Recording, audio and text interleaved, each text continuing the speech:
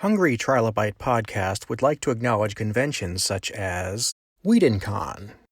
WhedonCon is a fan-generated charity event for Buffy the Vampire Slayer, Angel, Firefly, and all Joss Whedon creations. It is scheduled for October of 2020 and is held in Los Angeles, California. Portion of the proceeds benefit the Los Angeles LGBT Center, as well as the Ron Glass Memorial Scholarship. See details at WhedonCon.com. On mic today, we have John, Lim, and Andy Bray. How you doing, guys? Doing great. Thank you so much. I'm really glad to have you guys here. This is going to be a lot of fun. You guys wrote the book Making Fake Star Trek. Mm-hmm.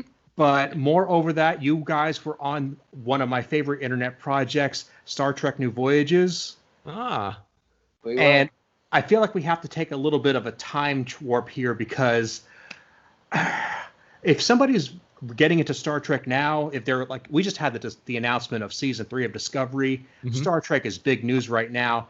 Yeah. At this point in time, we're going to be talking about, it wasn't. It was a kind of a lull in Star Trek history, and that's when these projects got on board. So a lot of the stuff I want to talk about is a different world compared to the way things are now. Sure. So could you guys talk a little bit about your book and why it was so great getting into this New Voyages project? Well, I'll turn it over to Andy first. We actually wrote 2 books, and the first book is about our introduction into the New Voyages fan film, and then we wrote a follow-up book, Making More Fake Star Trek, which was about the next episode that we did. But I'll let Andy share his story first.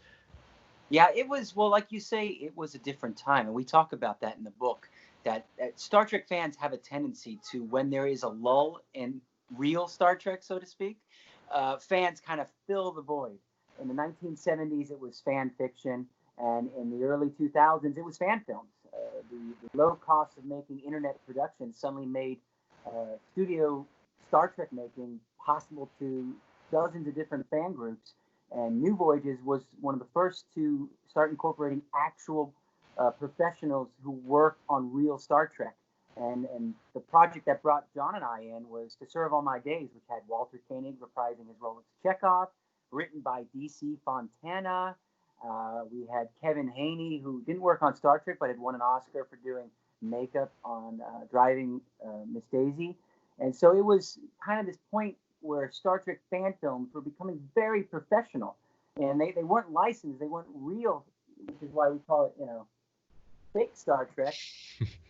But it was the closest thing at the time, and it was just exciting that the opportunity to play Chekov opposite Walter Koenig. And then we were lucky enough, because that one did so well, that George Takei heard about it from Walter and decided he wanted to do the next one. He'd been itching to play Captain Sulu since Star Trek 6 and since the Voyager episode Flashback, and we gave him the opportunity with World Enough in Time, which we talked about in our second book. Andy, why don't you tell Aaron and Aaron's listeners how you got involved in To Serve All My Days, because that's a pretty cool story. I was actually doing real Star Trek with quotations and a caveat. It was a Star Trek stage production, but it was produced by Paramount and the Improv. And it was essentially, in the 1990s, there was this stage production of The Brady Bunch that was The Brady Bunch, but done for laughs. And it eventually spawned the Brady Bunch movies. And it kind of became this off-Broadway big hit. And Paramount was hoping they could have similar success with a Star Trek production. And so Mike Carano, who's a photographer at the Improv, directed it. And we took the episode, one of the episodes considered the worst of Star Trek, Spock's Brain. And we did it live on stage, directly from the script, with actual sound effects from the episode, played seriously, but for laughs. Tongue-in-cheek. And we did 14 episodes down in Orange County, because they thought if we did it in LA and it wasn't a success, we would kill the franchise. And but it ended up being kind of almost a Rocky Horror Picture type vibe from the audience. They loved it. We took it to Vegas, and we happened to perform on Thursday, which was the slow day, but it also happened to be the day that Walter Koenig was there.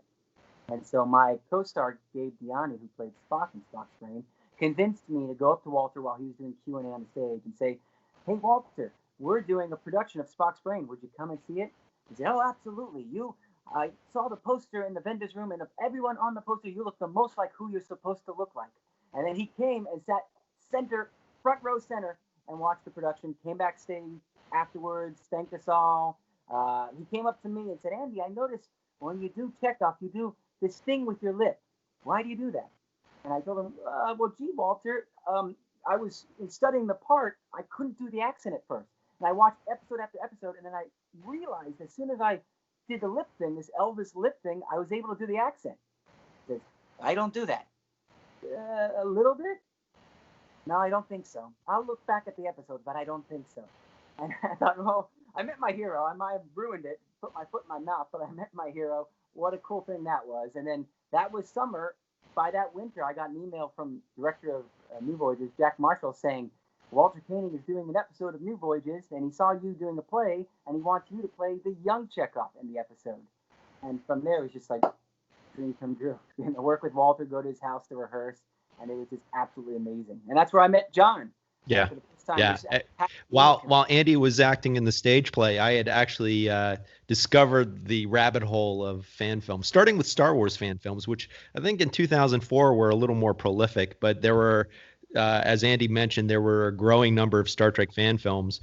Some set in the Next Generation era. A lot of them use CGI or computer effects. But then I stumbled onto this one called New Voyages, and I was just blown away by the fact that someone went to those lengths to recreate the original 1960s sets, actually physical sets and costumes. And I saw the pilot episode, which I think you can still see on YouTube. And I noticed that Sulu was not in the episode. They had a throwaway line that he was away on a mission. And I had actually just started getting back into acting after a long time away. And on a whim, I just decided to reach out to the producers. That included Jack Marshall, the director, also James Cawley, who played Captain Kirk. And long story short, I mean, basically, I pitched myself for the role. I went up to Ticonderoga, where the sets used to be, and took a tour, and basically was given the opportunity to play the role. And that's where I met Andy, and the rest is told in these two books. And that's fantastic. And what I love is that these two books are capturing arguably the two greatest episodes of the series as a whole. So somebody's going to grab those and they're going to get the best of the best. And I mean, if you look at New Voyages, there's no clunkers. Every episode is great for its own rights. I'm not going to get into spoilers. I'm not in that business, but To Serve All My Days ends with a very deliberate thumbing its nose to continuity. Let's say that. And we cover that in the book. Yeah, and that's one of the greatest parts about it, is that they just say, we're going to tell a great story, and whatever happens, and that is, you don't get that feeling very often. I'm glad you say it that way, or not. That there was a big controversy over that ending, and as we describe it, I call To Serve All My Days the Blade Runner of Star Trek fan films. I mean, there are probably about 4 or 5 different cuts of this film. Several different endings were made for it. Andy, as he tells in one chapter, actually had to, reprise the role to film a brand new ending. And by then, Andy had cut his hair pretty short. Not this short, but he had cut it pretty short. So as he shares, he had to actually put on a wig, which actually mirrors what Walter, I was going to say, that was the original series. So, I mean, there's a lot. And in both books, you see a lot of, I really think you see a lot of callbacks to Star Trek history, just in terms of the stories and the events, as well as just getting to act with these two legends. That's unreal. And so what I love about this is you start off the book, both of you, just gushing over the fact that you're really into Trek, and that's a great tone to start on. Mm-hmm. And that you're still carrying that exact same energy right now. I mean, what is it like just being able to go and play Star Trek on camera? Oh gosh, I mean, for me, it was really, I grew up watching the original series in reruns. I was born in the 70s, and then as a kid, it was in syndication heaven by then, and so I would watch it after school and just fell in love with it. Got into the movies later on, and then I will tell one story that when I was in college, that was around the time that George's autobiography came out, To the Stars. I had actually bought a copy, and I had just come back from class. I was going to go grab my copy. I had seen a flyer on campus that he was signing copies of his book, and I just missed him. Like, he was literally going out of the building as I was running down to try to catch him, and I missed him. And I was just like, oh my gosh, I can't believe I missed the opportunity to meet George and to have him sign this book, which was fantastic. And then who knows? Just the idea that 10 years later, not only would I get to meet George, but I would get to, step into that role opposite him was just kind of crazy. It's just unbelievably surreal. And I know Andy had a very similar experience in the first book, which he talks about, just working with Walter. Yeah, it was pretty amazing. One of the cool things about that episode, To Serve All My Days, is I don't just age into Walter, and then young Chekov becomes less young Chekov. We actually get to share scenes together because there's this metaphysical kind of very Russian instance where the two Chekovs are discussing their life together. Walter's Chekov and my Chekov are drinking tea right across the little table, the little TOS quarters table that you see in the original Star Trek. And we have 3 scenes like that where we get to Chekov and Chekov together. And that to me was absolutely amazing. I mean, it's one thing to get to put on the uniform, which is really cool, and to get to play Star Trek, and to get to rock when the ship gets hit by torpedo, and all that other stuff that fans dream about doing. And it's so cool to be on that bridge. But to get to wear the uniform across the table from Walter Kanan's Chekov, who's wearing the uniform, talking to you with that familiar Russian accent and the W's and the V's swapping.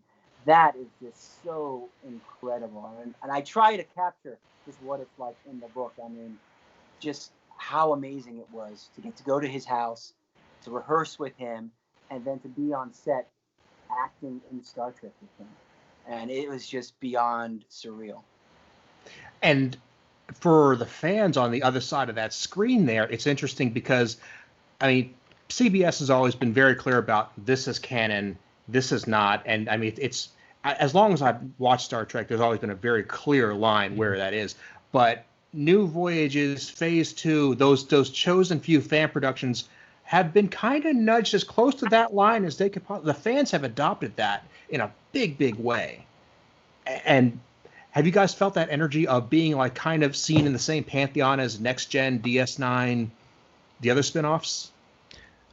I wouldn't go so far as to say that. I will say that it was an extremely unique experience. It really was. I mean, we tried to capture this in the book. It's as close as we ever got to actually working on an official production. But at the back of our mind, we always knew that there was a lot of spit and polish and shoestring holding these productions together, because we didn't have the studio budget. We didn't have the studio resources. A lot of this came from the volunteers. And one of the things that we both highlight are so many of the people who didn't get screen time. I mean, Andy and I, yes, I mean, we're recognized as characters who are up here on screen, but there were so many people behind the scenes, as with any production. But these were people who, would take time out of their day jobs and devote their time, their money, to actually make this happen. And these productions were not cheap. They were extremely expensive. And we try to go into that a little bit in the books and really just acknowledge so many of the people who really don't often get enough credit. And they, as we say, they were the real engineers. They were the real people who made the Starship fly. I mean, if it wasn't for those fans who were so dedicated, and especially the people in upstate New York who throughout the year, even when we weren't filming, they were working on sets, painting, doing the carpentry and donating their time and their money. None of this would have ever happened. And those fans definitely took it seriously. They definitely treated New Voyages like they were making real Star Trek, and they were very proud to work on it. I mean, it didn't matter that we were filming in a garage filled with bats. They absolutely took their job seriously. Our makeup department, our costuming department, they worked their butts off to make it look like Star Trek. And I think they did a fabulous job of accomplishing that. And I think we never felt like we were making real Star Trek. We felt like we were definitely having fun as Star Trek fans. And there's certainly a pocket of Star Trek fans who were very aware of fan films and treated us like minor internet celebrities, which was nice. But And for Andy and I, it did open the door for us to audition for parts in J.J. Abrams' Star Trek film, and that we cover in the second book. Yeah. And for somebody who can just queue it up on YouTube, it doesn't seem like that big of a deal. But when you're waiting for these episodes to roll out, I got to stress, this was an almost annual episode schedule. When a new episode dropped, that was what you waited for all year long. Yeah. So that was a big day for the fans. Us too. Because we have mostly fond memories, Aaron, but we also talk about some of the behind the scenes stuff. As with any production, you're going to have some drama, you're going to have, some egos and things like that. And we try to cover that as respectfully as possible. But, just like the fans, that we were kind of on pins and needles waiting for these episodes to come out, sometimes wondering, are they going to come out? Because there was no guarantee. No. Even with Walter and George involved, there were times we thought Walter's episode would never come out. Or George's episode will never come out. And George's episode had so much money behind it and so much effort behind it. And Mark Zicree, the director, brought it back to L.A. where he had a massive team to work on it. And still, they didn't get it out until a year after we filmed. That was kind of as hard as they tried. And often they would say, oh, we'll get this out in a few months. They never could get an episode out until about a year. And in fact, To Serve All My Days, as Andy reminded me when we were writing the books, actually came out after World Enough in Time had its premiere.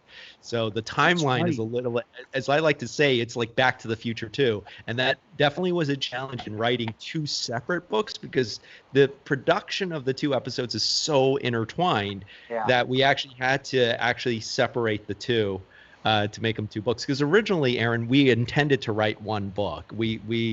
And as I like to tease Andy about, one of his concerns was, do we have enough to write a book? I feel like it's going to be a 12-page pamphlet. Next thing you know, look right behind Andy. We've got two very, very thick books about making two episodes. So, yeah, plenty of fodder. But yeah, there was so full.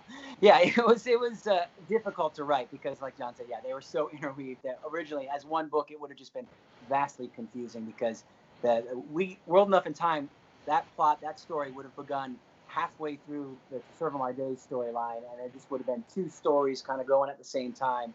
And so when we separated them, we had to kind of construct them in a way that they were self-contained. Yeah, and I want to give a shout out to our editor Megan, who was just a master chef. Andy and I were just kind of like throwing ingredients around, and whenever you work on a book or a film or any project, a great editor can really, really help shape that, and credit to her for everything she did to help make that happen. Yeah. Well, I know John's coming up on a time crunch here, and there's one question I definitely have to throw specifically at you. Yeah. So let me grab you while you're here. Yeah. World Enough in Time comes out. It is the masterpiece it is. And then not too long later, it gets a Riff Tracks treatment. How did you feel about that? I was extremely flattered by the Riff Tracks. Actually, they did both episodes. They did To Serve All My Days and World Enough in Time. And in fact, not too long ago, Andy and I were emailing because we were trying to find that because I had a copy of it, and I had sent Andy a DVD of it a while ago, but I think I'd lost it, and I think Andy just found the track. But I really think the highest form of flattery or acknowledgement is when you're being parodied, but especially by the Mystery Science 3000 guys. I mean, come on, that is probably the highest compliment you can get. And if anything, I think they were a little easy on us. I rewatched both episodes, and there are definitely things that I sometimes cringe a little bit at just looking back in those days. But yeah, I loved it. I loved every minute of it. That was, Aaron, you asked what it was like. Did we ever feel like we were a part of the spinoffs? I mean, that was probably about as close as we ever got to feeling really legitimized. It wasn't by CBS. It was by, people like the Riff Tracks people making fun of it, and seeing these media outlets like G4 talking about it and covering it. I mean, that's really where you get the kind of, wow, this is really crazy. This is kind of a pinch me, who me moment. Yeah, those Riff Tracks guys, I think they did Wrath of Khan too. So for them to be doing real Star Trek and then coming along and doing our Star Trek was pretty amazing. And I remember I messaged one of those guys once, letting them know how funny I thought the riff track was, and they were really kind about it. They said they enjoyed the episode, and they were very flattery towards me, very nice towards me. But I grew up watching those guys, so to have them doing our episode was like, wow. That was probably, alongside of acting with Walter and meeting George and rehearsing at his house, that was probably the next pinch me moment, was riff tracks guys doing our episode. Yeah, I just have to throw it out there because, Riff Tracks is their spin on the MST3K format is that they are willing to do good stuff in addition to the turkeys that the MST3K did. Yeah. So hopefully we fall into the former and not in the latter. I think so. Because if you're talking like a one-off project, the only thing I can think of they've done is like the Star Wars Holiday Special, and I definitely don't want to put you in that category. So, is there anything you're working on now aside from the book? Well, I mean, I actually just finished my next manuscript. It's a completely different book. It's a business book, and right now I'm just in the middle of getting it edited. I'm actually shopping it now to agencies and publishers, so that's kind of keeping me busy. But yeah, that's kind of what I'm working on right now.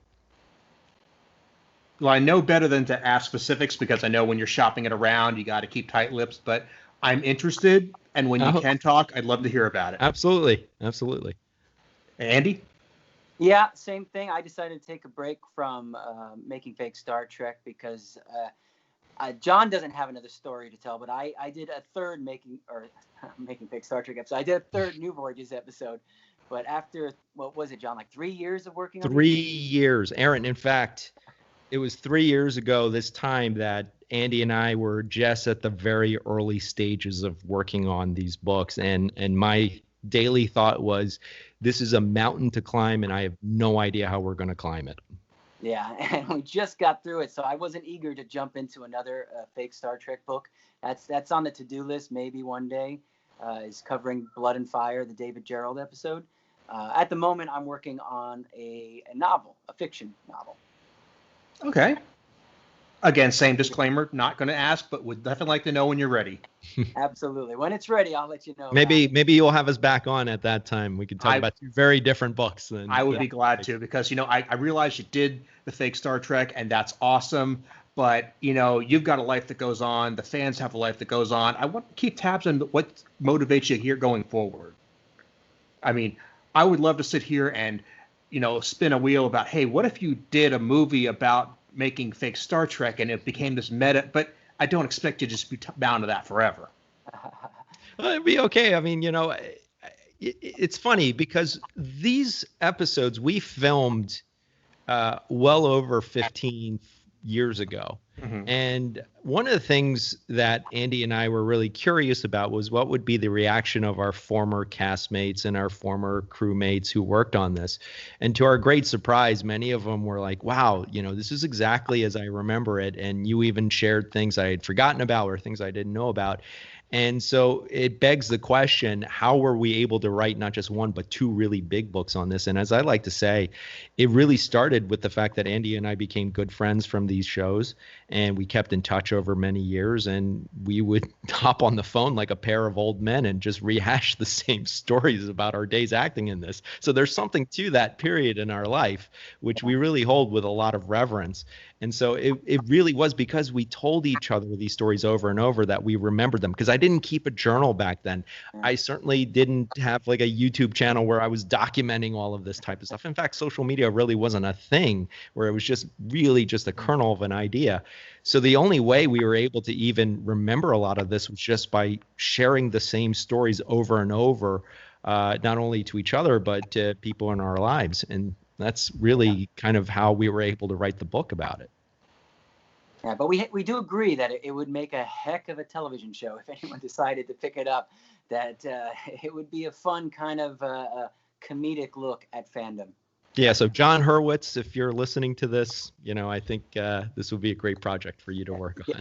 Yeah, and the way I see it, Andy is going to get cast as Walter. I would get cast as Andy, and somebody else. Yeah, there you go. That would be funny to me at least.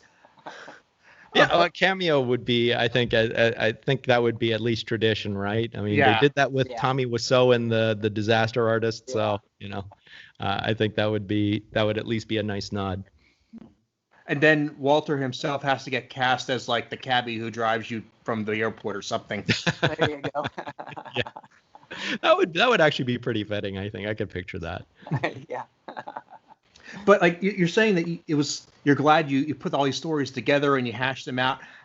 You read George Takei's book, and I'm sure you probably read some of the other ones by Nimoy and Shatner. And I mean, it's when you look at those different people telling the same stories from different perspectives, it becomes really easy to kind of picture what it must have been like. So getting started with these two books here is probably going to be a really valuable thing 15, 20 years from now when people are looking back on this project, and they will.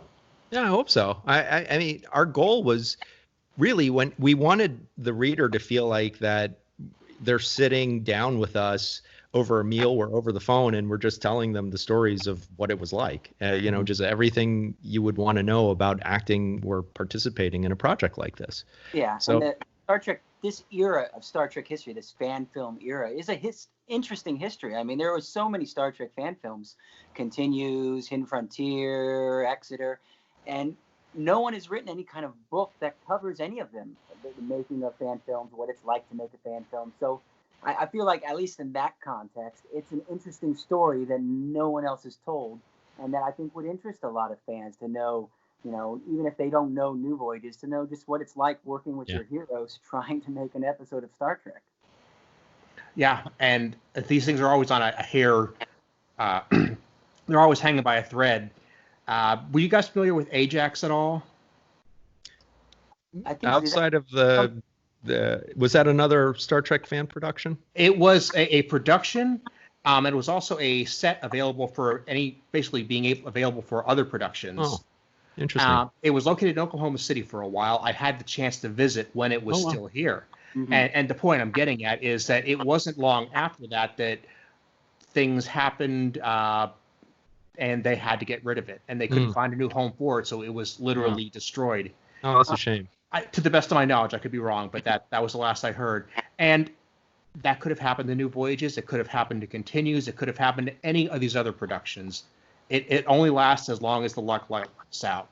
Yeah. It's a very, very, as Andy said, it's a very interesting time. So that's the other thing that we try to convey in these books, because right now there's so many, as you probably know, there's so many rules and regulations on fan films. These episodes couldn't be made today. I mean, there's no way under the current regulations that CBS has, and rightly so. I mean, they're very protective of their copyright as they should be. But this was a really interesting time where, basically the powers that be kind of looked the other way, and it was a time where fans were creating their own Star Trek, because there was a little bit of a lull between the time where Enterprise went off the air and JJ came back with his vision of Star Trek. So very interesting time, and one that won't ever come again. Yeah. That's why I felt the need to say right up front, like, this is a weird moment we're going to talk about here, when Star Trek wasn't big money, when people, you could have gotten it for a song, and CBS looked the other way. And even when JJ movies came out, it took a while to really be convinced that wasn't a one-shot thing, that there was room for not just one, but 5 new series. Mm-hmm. Yeah. So I'm glad we live in this age now, but that was a fun time to watch. Yes, it was. Okay.